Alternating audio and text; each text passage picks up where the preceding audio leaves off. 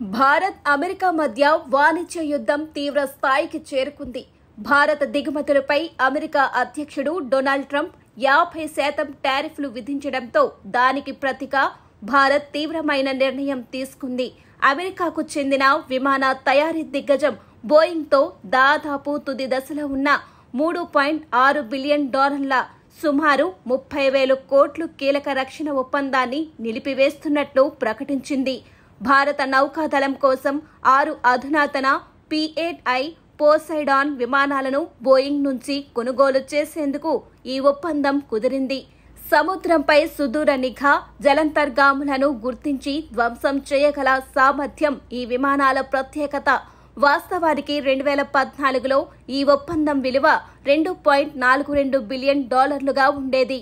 కానీ ద్రవ్యోల్బణం, సరఫరా గొలుసులో అంతరాయాలు, తాజాగా విడి భాగాలపై అమెరికా విధించిన 25% సుంకాలు కారణంగా దీని ధర $3.6 బిలియన్ పెరిగిపోయింది.